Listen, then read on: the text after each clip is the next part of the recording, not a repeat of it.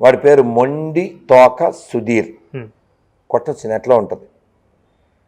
సుధీర్ అంటే మనం ఏమనుకుంటాం, ఇప్పుడు ఒక యాంకర్ కూడా సుధీరే, హిందూ పేరే కదా. సో వాడు దర్శనానికి వెళ్ళిపోయాడు. అది కొండ మీదకి వెళ్ళాడు, దర్శనానికి కాదు. వాడు వెళ్ళి అక్కడ బేడాంజనేయ స్వామి దగ్గర నిలబడి, అదుగో ఆ లోపల ఆ వెంకటేశ్వర స్వామి విగ్రహం పీకేస్తాం, మా ఎండిపోయిన శవం అని పెట్టేస్తాం అని మాట్లాడాడు వాడు. ఎక్కడైనా హిందువులు చర్చికి వెళ్ళి అలా మాట్లాడతారా? కావాలితే మన పిల్లలు, ముఖ్యంగా మన ఆడపిల్లలు, ఎప్పుడైనా హిందూ ఆడపిల్లలు బండి మీద వాళ్ళ నాన్నతో వెళ్ళేటప్పుడు చర్చి కానీ మసీద్ కానీ కనపడితే ఏం చేస్తారు చెప్పండి? ఇలా ఇలా అంటున్నారు ఈ మధ్య. మన ఆడపిల్లలు, మన పిల్లలే, మన బొట్లు పెట్టుకునే హిందువుల ఆడపిల్లలే.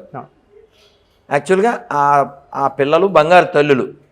చర్చిలో కూడా దేవుడు ఉన్నాడు, మసీదులో కూడా దేవుడు ఉన్నాడు అనే విశాల భావం కలిగిన మన పిల్లలు. పరమత గౌరవం అనుకోవచ్చు, పరమత గౌరవం కూడా అనుకోవచ్చు.